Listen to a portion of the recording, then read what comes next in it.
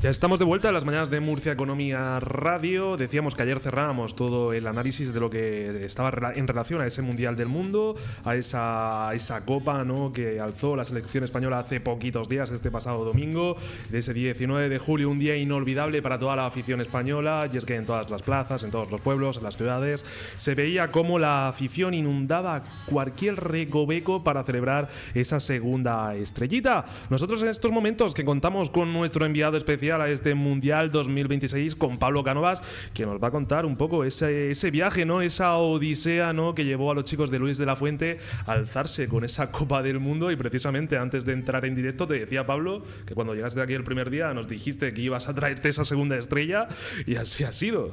Así es, José Antonio, buenos días. Pues bueno, promesa cumplida y muy contento de estar de vuelta en casa. De vuelta en casa con esa segunda estrella que muchos periodistas habrán ido a lo largo de la historia de los mundiales y no se la han traído, solo únicamente en 2 ediciones.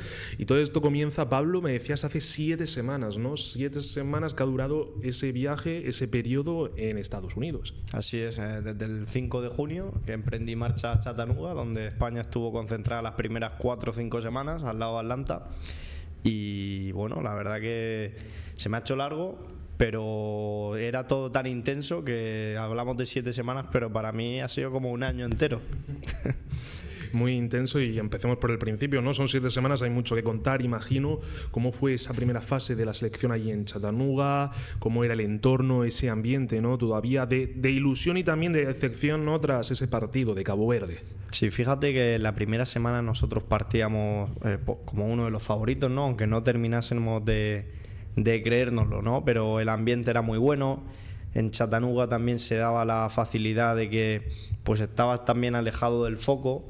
Era un pueblecito pues conocido por los trenes, por la Coca-Cola que se inventó ahí, pero un pueblo muy futbolero. Fíjate lo que te digo, la gente no le llamaba soccer, le llamaba fútbol como tal. Estaban un poco enterados de cómo iba la Liga Española, Premier League, etcétera. Y muy bien, o sea, la verdad que era un campamento muy grande con todas las facilidades del mundo.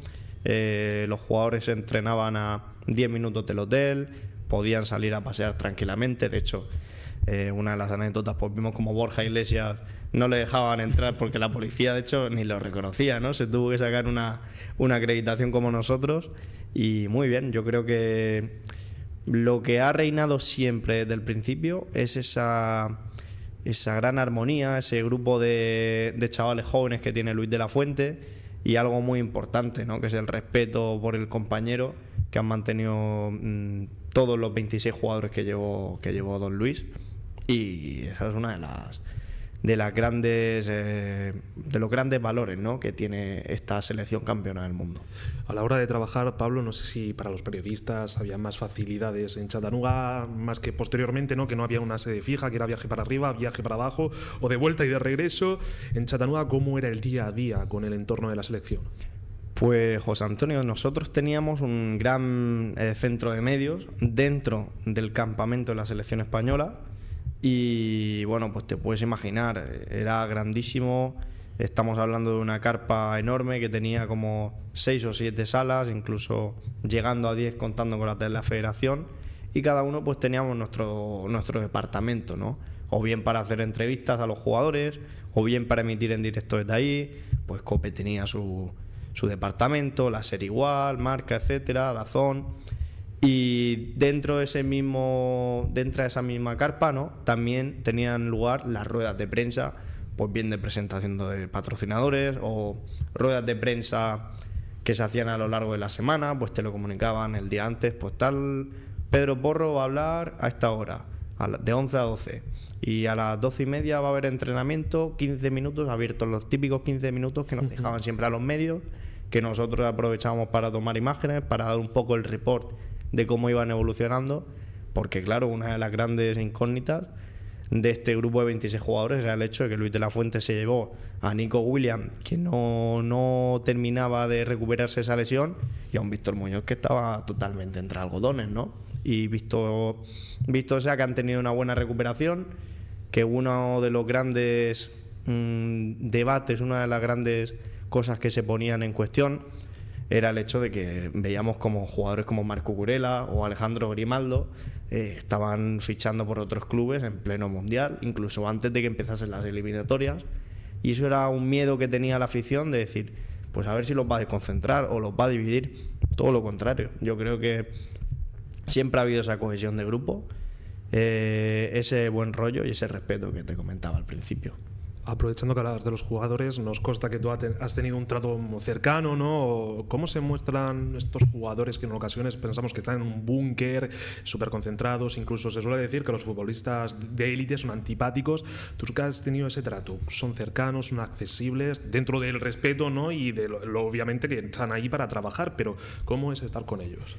Pues lo cierto es que imagínate, ¿no? En los rondos de cada entrenamiento de la semana nosotros estábamos a un metro, escuchábamos sus risas, sus conversaciones, entonces ya pues te acababan poniendo cara, ¿no? Estamos hablando de que a la tercera semana ya muchos te llaman por tu nombre con los que has tenido trato, o has tenido una entrevista, o has estado hablando luego fuera de micrófonos con ellos.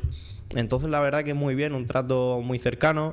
Al fin y al cabo tú piensas que son muchos días juntos, que el español siempre tiende a juntarse con otros españoles, ¿no? Y a hacer migas, somos gente muy social. Y en Chattanooga, aunque había mucha población hispana y que hablaban español, pero al fin y al cabo era muy pequeño. Yo recuerdo ir al centro comercial, que solo había uno en toda la ciudad, y me encontraba a lo mejor a los familiares de Pedro Porro o a los amigos de Lamine Yamal. Dani Olmo me lo encontré una vez comprando cromos en una tienda, entonces era algo así, ¿no? Y yo creo que era muy importante establecer pues eso, unas bases de respeto, de convivencia, es decir, que aunque te los cruzasen más allá por el pueblo o lo que sea, que no sea todo intención periodística o sacar información sino decir, mira, estamos juntos, ojalá lleguemos hasta la final, vamos a hacer la convivencia lo más amena posible, con el máximo respeto. Y es algo muy bonito porque lo que tú dices, parece que están en un búnker, pero al fin y al cabo son personas, es un grupo muy humano, es un grupo que tiene los valores de la humildad y del respeto muy, muy bien asumidos. Y yo creo que, vamos, o sea, se pasó muy, muy bien, muy cómodo, muy normal y no había en ningún momento como una cuarta pared, ¿no? De decir, pues mira, yo te puedo hablar por WhatsApp o por mensaje y sin ningún problema. Como bien decías tú y decía también el difunto Luis Aragonés, ¿no? La prensa es muy importante, ¿no? A la hora de conseguir un campeonato, y eso que tú decías, ¿no? Ese respeto, ¿no? Esa cordialidad, esa convivencia dentro de unos ciertos límites, es cierto, pero que también habéis tenido que ser importantes a la hora de no poner el foco en cosas que no se tenían que poner o de pasar mal la mano en determinados momentos. Imagino que cuando la derrota de Cabo Verde, el empate, no derrota, perdón, la prensa aquí en España, lo que era la península, sí que era muy alarmista. No sé allí vosotros cómo fuiste, cómo vivisteis esos días entre el partido de Cabo Verde y de Arabia Saudí, que aquí se hicieron muy largos. Pues sí, además jugadores como Alex Baena, que era uno de los que más salía junto a Pedro Porro, nos decía, vosotros los periodistas que nos estáis dando caña o que lo veis de una manera mucho más negativa, decían, nosotros estamos muy tranquilos, sabemos hasta dónde podemos llegar y no hay ninguna preocupación más allá, ¿no? Y bueno, por ejemplo, Unai Simón después del empate contra Cabo Verde, entiendo que digas derrota porque se sintió como tal, pero hay como muchos puntos en común. Yo me estuve viendo durante el Mundial el informe Robinson del 2010, de cuando fuimos campeones, demasiadas cosas en común, los 26 jugadores casi todos titulares en sus respectivos equipos, cómo se avanzó, ese primer partido que fue como la chufa, ¿no? Con Cabo Verde y luego pues hasta donde llegamos. Pero la verdad que muy bien, o sea, yo creo que el grupo empezó bien. A partir del partido de Cabo Verde fue un punto de inflexión para seguir para adelante y decir, señores, quedan 6-7 partidos, hay que jugarlos todos y hasta la final. Dejando a un lado esa etapa inicial en Chattanooga, luego la selección no tuvo sede fija, ¿no? Iba viajando, que si Dallas, Los Ángeles, volviendo incluso a las sedes a lo largo de las distintas eliminatorias. Llega a Austria, esa sensación de que si no ganas ya te vas para casa hubiera sido un fracaso. ¿Cómo se ve ese periodo y sobre todo el ir pasando, ¿no?, eliminatorias, después Portugal, Bélgica, Francia? ¿Cómo se vivieron todos esos días ya más intensos, imagino? Pues fíjate que Austria, como bien dices, yo creo que era como Don Quijote con los molinos de viento, ¿no? Los veía como gigantes. Pues nosotros un poco más de lo mismo, porque veníamos de ese partido tan reñido en México contra Uruguay, tan lesivo, ¿no? Porque vimos jugadores como Jeremy Pino, que salió con cabestrillo y tuvo luego una recuperación milagrosa, Nico Williams, que subió un post que estaba totalmente abatido, ¿no? Porque le habían vuelto a lesionar, acabó muy tocado. Mira hasta dónde llegó en la final. Sí. Pero bueno, es eso. Llegamos como diciendo, Austria, los gigantes. Y lo cierto es que luego España impuso un muy buen fútbol. Austria, he de decir que fue un equipo que también hizo muy buen mundial. Estuvo en el grupo de Argentina, consiguió pasar. Pero a partir de ahí yo creo que sí que es verdad que los viajes se hicieron mella, porque, como bien dices, no volvieron a Chattanooga. Ya era establecer pues campamentos un poco más improvisados. Nos iban comentando cada semana por semana pues dónde iba a ser el hotel, dónde entrenarían, y yo creo que tanto viaje pues hace mella en el cansancio, la recuperación. Depende, ¿no? Porque por ejemplo Los Ángeles son 9 horas de diferencia con España. Estamos hablando que es la otra punta de Estados Unidos, la otra costa. El clima espectacular. O sea, yo hubiese jugado todo el mundial ahí, porque insisto que mira que aquí en Murcia estamos con una ola de calor y tal, pero el calor que yo he pasado en Chattanooga o en Dallas, no sé, me parece que es algo inhumano. Yo creo que no he pasado nunca un calor similar. Dicen que es porque en esta época del año pues Estados Unidos, esa zona de la bola del mundo, está más cerca del sol, pero la verdad es que era un calor súper abrumador. Y pues eso afectaba también a los jugadores, los viajes largos, las concentraciones cortas en los hoteles, el clima. España, también te digo, tuvo la suerte de que hasta la final estuvo jugando en estadios aclimatados, y eso era una bendición tanto para nosotros los periodistas como para los jugadores. Llega a Portugal, Pablo, luego comentaremos, ¿no?, esa anécdota, ¿no?, que tuviste la oportunidad de cerrar el turno de preguntas con Cristiano Ronaldo. Un país hermano, un duelo ibérico, un duelo intenso. Se gana 3-0 a Austria, llega ese partido a octavos, haciendo ese paralelismo, ¿no?, con Sudáfrica 2010. Pero estaba Cristiano Ronaldo delante, Portugal que no llegó en sus mejores condiciones, pero Portugal es Portugal.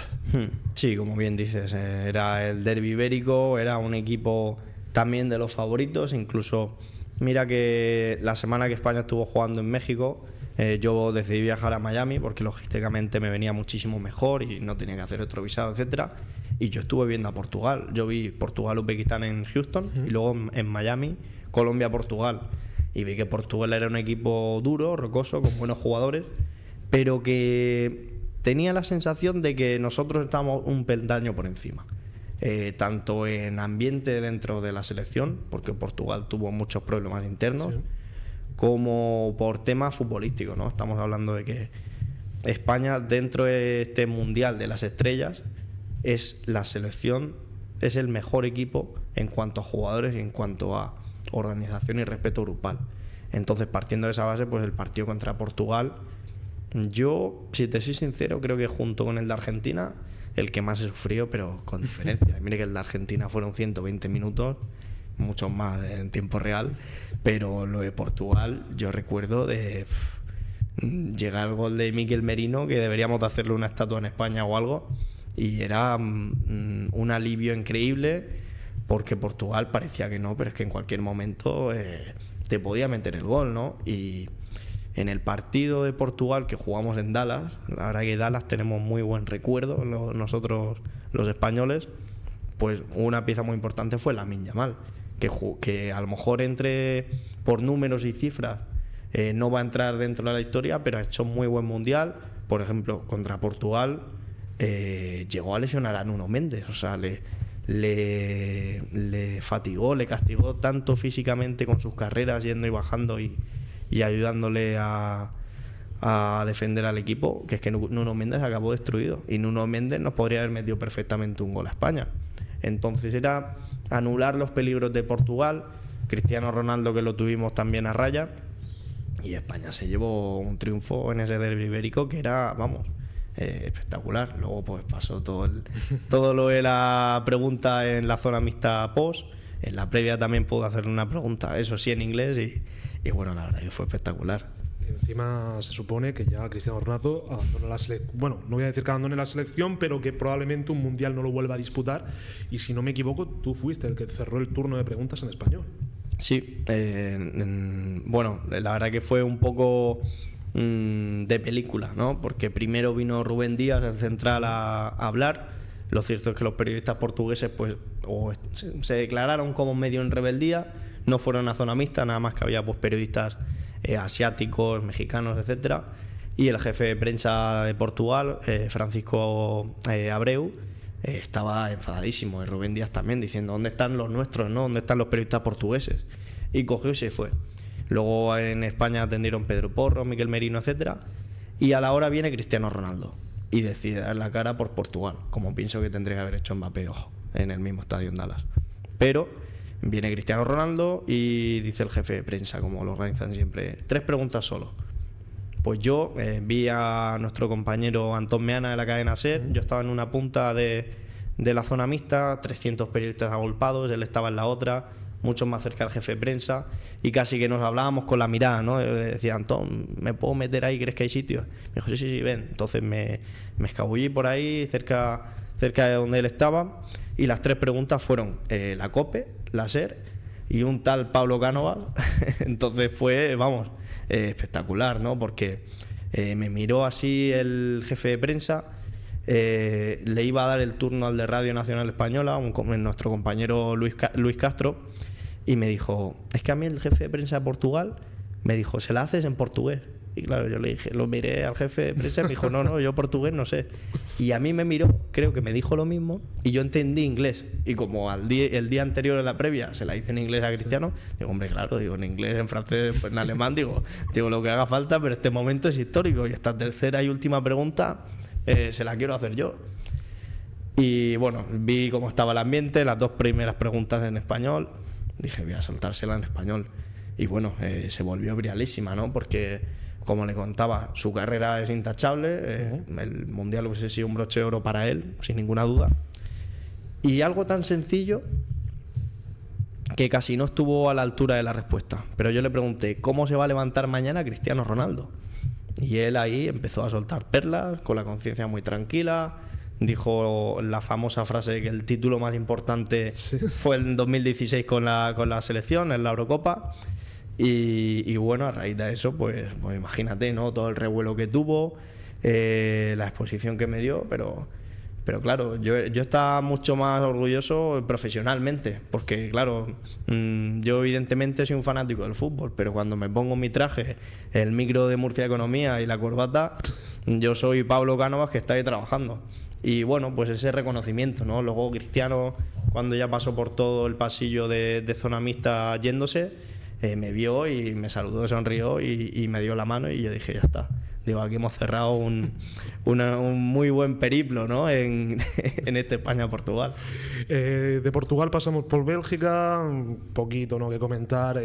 Partido sencillo. Sí es verdad que el único gol del Mundial no lo metieron los belgas, pero ha quedado como algo casi anecdótico. Fíjate que Bélgica estaba al nivel de Austria, pero claro, era un equipo que no tenía nada que perder. Entonces, ni defensivamente se echaban muy atrás, ni ofensivamente eran una locura, pero te hacían el gol y cabía esa posibilidad. Y efectivamente, yo creo que el partido en Los Ángeles de España-Bélgica fue clave para ver cómo iba a reaccionar el equipo tras encajar ese primer gol. Vamos, yo hubiese firmado con sangre recibir el primer gol contra Bélgica y tener tiempo para reaccionar como lo hicieron los jugadores, que no hacerlo contra Francia. Sí. Tú imagínate en semifinales lo que hubiese supuesto eso. Entonces, yo creo que el equipo le plantó una muy buena respuesta, y bueno, visto está, ¿no? Yo creo que los jugadores hicieron muy buen partido. Los Ángeles es un estadio que también a España se le ha dado muy bien. Y bueno, Bélgica pues asustaba, ¿no? Porque veíamos a Lukaku, a toda esta gente, pero insisto que yo creo que fue un equipo del nivel similar a Austria, pero la clave con mayúsculas de ese partido era ver cómo España reaccionaba al encajar el primer y el último gol del Mundial. Nos vamos de nuevo otra vez a Dallas, semifinales, Francia, la Francia de Mbappé, Doué, Barcola, y podríamos seguir así enumerando, pues, si es que todo es un arsenal ofensivo brutal. Sin embargo, España se impone 2-0, no sé la sensación que se respiraba allí entre los medios de comunicación, todo el mundo daba claramente favorita a Francia, sin embargo yo creo que el mejor partido de España en todo el Mundial, por encima de la final, fue contra los galos. Sí, me parece que pues vuelvo a donde te comentaba al principio. Yo creo que en este Mundial de Estrellas España supo ser el mejor equipo. Y visto está, Francia la verdad que tenía un juego con jugadores llenos de ego. Pues estamos hablando de Kylian Mbappé, que ha vuelto a ser bota de oro del Mundial, Michael Olise, Doué, Dembélé, etcétera. Pero era clave que España tuviese el balón. Y si España pues tenía el balón como consiguió tenerlo, el partido iba a ser magistral. Ahí yo creo que contra Francia volvimos a ver el mejor Rodri, el Rodri que recordaba al de la Eurocopa, al del Balón de Oro, que era tan importante para España. Y bueno, la verdad que fue espectacular. O sea, el partido que plantamos contra Francia, todo salió a pedir de boca.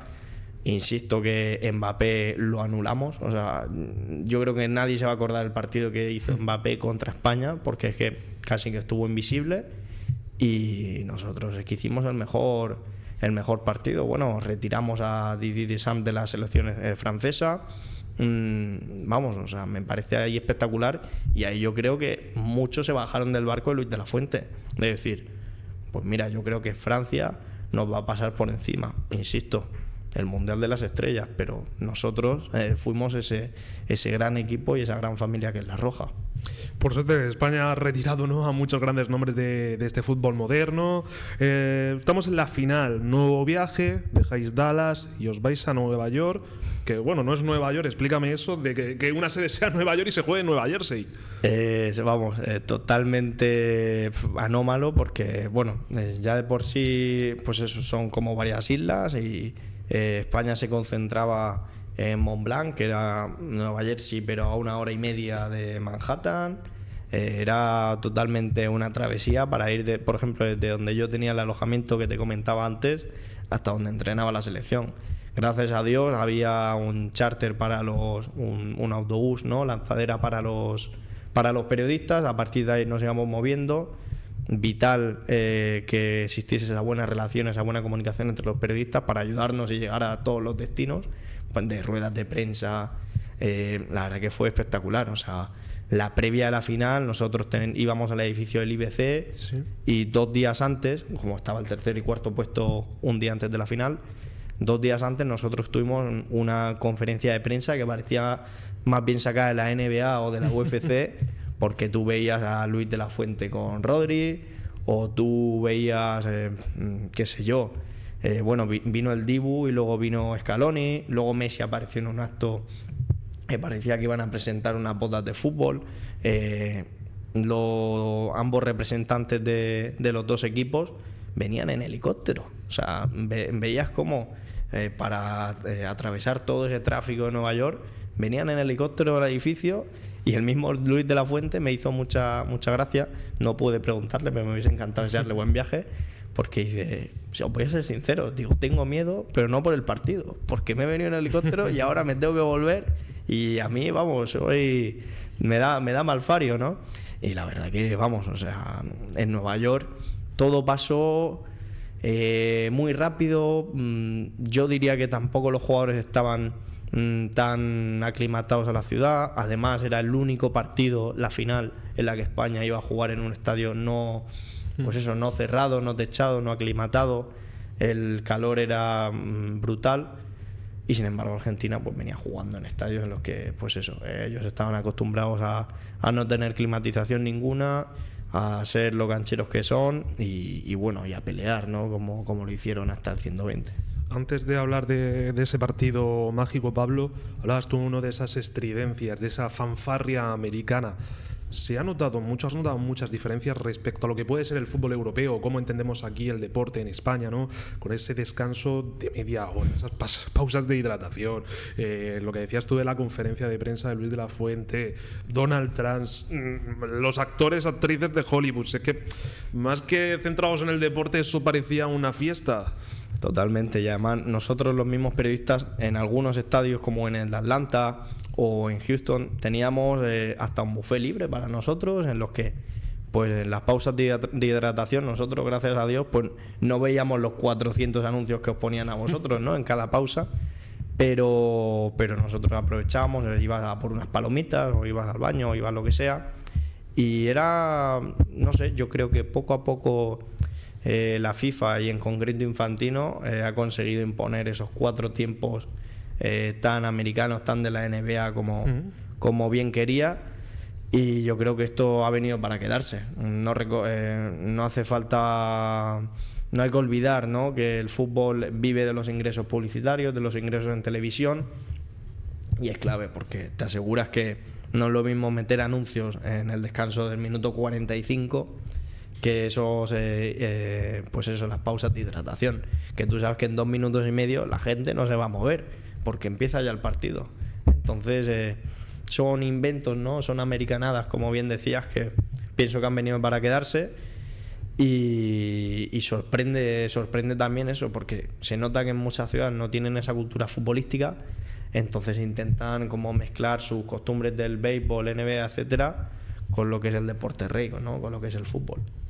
Tú dices que esto ha venido para quedarse.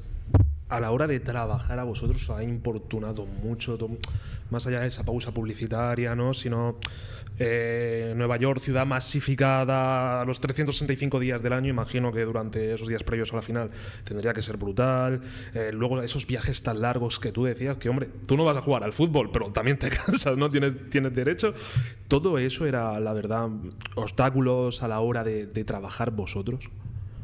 Yo te voy a decir, José Antonio, como me dijo un periodista de Marca de los primeros días, me dijo: mira, aquí vamos a dormir muy poco, pero es que no te levantas cansado porque estás con esa adrenalina de el partido y pensar en el siguiente partido. Entonces no existía el cansancio, parecía que íbamos a jugar nosotros, porque no era mi caso, ¿no? Porque yo en mi objetivo era llegar hasta la final, pasar a lo que pasase y ojalá pasase España, pero el resto de mis compañeros, yo lo vivía con ellos, de decir, es que como palme España contra Austria, me vuelvo a Madrid. Y era tan bonito y tan grande el grupo que habíamos hecho, que yo decía, por favor, que no perdamos, porque quiero seguir estando con esta gente. Al fin y al cabo hemos pasado más de un mes juntos y sería una pena despedirnos de esta manera. Entonces, bueno, yo pienso que Estados Unidos es muy peculiar.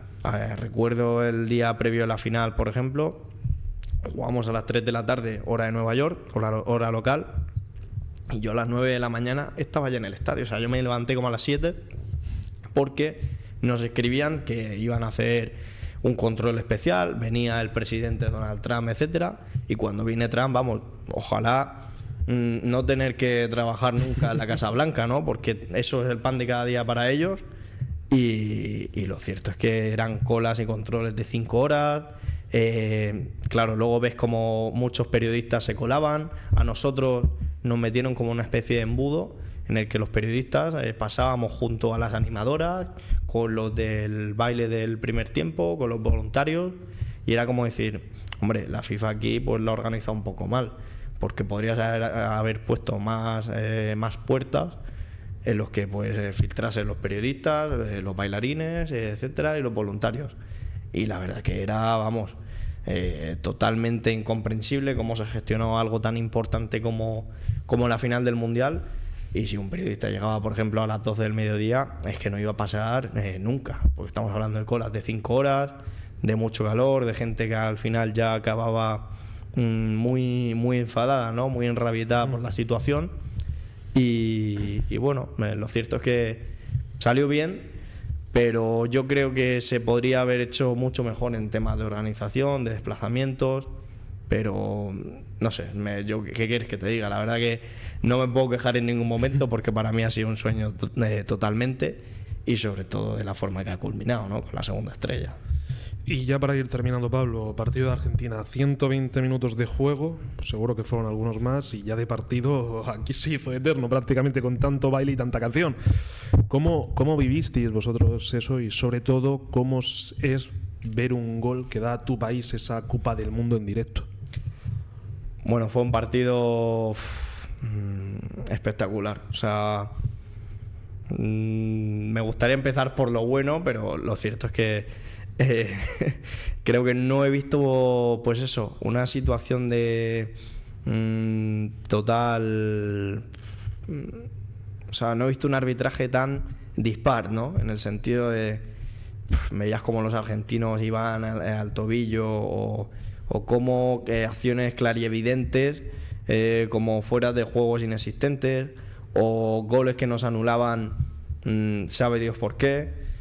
Pues claro, veías como lo vivías como con muchísima injusticia, ¿no? Yo me acuerdo, o sea, yo me acordé en mi sitio de prensa, en mi asiento, me acordé de todos los familiares de cada uno de los jugadores de la selección argentina. También me acordé de Infantino en su día. Es que era, vamos, o sea, yo veía que se nos escapaba, pero no por el tema futbolístico, sino por un tema totalmente ajeno a lo que nosotros como equipo, como selección, podíamos estar prestando. Entonces yo me acuerdo que lo viví con muchísima angustia, con muchísima presión, y bueno, terminó de una forma muy bonita, ¿no? Cuando vi ese centro y Nico Williams dándole el cabezazo medio asistencia a Ferran Torres que le pedía a Dios en el partido ante Arabia Saudí que por favor que fuese gol, que no se lo anularan, ¿no? Yo creo que todo salió a pedir de boca. Un jugador como Ferran Torres, que mira que Mikel Oyarzábal hizo muy buen mundial, nuestro máximo goleador, pero en los últimos dos partidos hizo un derroche claro en un esfuerzo defensivo. Estuvo ayudando un montón, no le íbamos marcando tanto, quitando ese penalti contra Francia. Pero Ferran Torres, yo creo que estaba escrito que el 7 de la selección española tenía que estar ahí en ese momento, marcar el gol que nos diese el triunfo. Y mira, pues así fue, ¿no? O sea, luego llamando a mis familiares, recuerdo el pitido final, abrazarnos todos los periodistas españoles que estábamos ahí juntos, me abracé con compañeros de Marca, de Las, etcétera. Y nada, lo primero que hice fue llamar a mi madre, a mis padres, que estaban viéndolo aquí en La Manga. Yo quería ver cómo estaba eso. Y bueno, me vine abajo. Yo me acuerdo que vi a mi madre y mi madre me veía llorando. Digo, mamá, somos campeones del mundo. Y no me salían las palabras, y ella pues te puedes imaginar, ¿no? Sí, es que somos campeones del mundo, mejor dicho, bicampeones. La penúltima, Pablo, se cierra ese partido. ¿Los periodistas o fuisteis de fiesta también? No, de hecho, fíjate, bueno, nosotros festejamos antes en la selección española, dentro de lo que es el ambiente de España. En cada ciudad había una especie de congregación que se llamaba Casa España, lo organizaba la federación, y ahí pues te encontrabas con Rafael Louzán, el presidente, Laporta, figuras legendarias, ¿no? Como Iker Casillas, Fernando Llorente, Jesús Navas, Pepe Reina, Puyol. Y bueno, era como una especie de... Fíjate que eso... mira que España era un equipo muy unido, pero eso es que nos hacía inquebrantables. Era tan bonito el grupo y tan fácil la comunicación, que tener ese momento de Casa España, de pasar la noche antes del partido y pues tomar una Coca-Cola juntos o comer jamón serrano, que era algo totalmente inviable y totalmente, vamos, no lo esperaba yo en mis planes en ningún momento. Y eso, muchas gracias también en parte al chef José Andrés, que fue, vamos, el RPP del Mundial, porque la verdad que se portó genial. Él tenía varios restaurantes por todo Estados Unidos, entonces aprovechábamos y juntábamos ahí en Casa de España. Y muy bien, pues ya te digo, desde jamón hasta paella. Era algo que yo pensaba que no iba a comer, que en Estados Unidos la verdad se come muy mal, y que se agradecía, ¿no? Tanto por la compañía como volver a acercar un poco la cultura española, porque eran muchos días fuera de casa. y esas eran como nuestras fiestas. Pero lo cierto es que si me preguntas por la final, por ejemplo, nosotros teníamos el autobús a las 8 de la tarde para ir al aeropuerto, yo volaba esa misma noche y los jugadores igual. Entonces yo creo que la fiesta fue en el avión. De hecho yo recuerdo, yo no esperaba que el partido contra Argentina fuese a decidirse en el tiempo extra, ¿no? En los 120 minutos. Nosotros teníamos previsto los 90 minutos, ganarla y volver a casa. Entonces, entre que sonó el silbato final y la celebración, bajan los familiares, etcétera, yo recuerdo que me fui del MetLife Stadium sin haber pasado por zona mixta, porque no me daba tiempo, ni rueda de prensa ni nada, porque claro, a las 8 de la tarde los jugadores aún seguían festejando en el campo, haciendo fotos con la copa, pues como debe ser, ¿no? Sin prisa ninguna. Y los argentinos más de lo mismo, los argentinos también salieron muy tarde y yo pues me iba en el bus de la prensa, nos fuimos directos al aeropuerto y de contrarreloj, porque mi vuelo salía a las 12, yo llegué a las 11, tenía que facturar, pero todo salió a pedir de boca. Y ya la última, quedan 4 años, ¿no?, para el próximo Mundial, ese Mundial que en principio organizarán España, Marruecos, Portugal y algunos países sudamericanos también. En el horizonte se presenta la Eurocopa 2028 en el Reino Unido y la República de Irlanda. No sé si te veremos ahí por las Islas Británicas. Ojalá, José Antonio, la verdad que me encantaría. Fíjate que solo he estado en Irlanda, no he estado en Londres, no he estado en Inglaterra realmente, en ninguna parte del país, y es algo que me encantaría. Yo pienso que podríamos repetir la de la Eurocopa. Tenemos la mejor selección del mundo, lo podemos decir muy orgullosamente. A todas las selecciones europeas que nos hemos topado, pues le hemos jugado de tú a tú y de manera muy superior. E insisto, yo decía que si ganábamos el Mundial, esta generación le podía mirar a los ojos a aquella de Vicente del Bosque, de Luis Aragonés, ¿no?, de Eurocopa, Mundial, Eurocopa. ¿Por qué no, de ganar la próxima Eurocopa, pues poder mirarle a los ojos, ¿no? Me parece que tenemos un muy buen futuro por delante. Luis de la Fuente es el hombre clave. A mí me consta que él está muy, muy contento y que él quiere llegar a ser seleccionador para el Mundial incluso del 2030, ¿no? Pablo Cánovas, muchísimas gracias. Muchísimas gracias a vosotros y un placer, ¿no?, poder haber llevado de manera muy orgullosa, casi por bandera, la espuma de Murcia Economía por todos los campos del Mundial y tener muy presente, ¿no?, mi tierra, mis raíces y llevando siempre la manga en el corazón. Nada, el placer ha sido nuestro, el poder disfrutarte, ¿no?, durante todos estos días del Mundial. Nosotros que hacemos una breve pausa publicitaria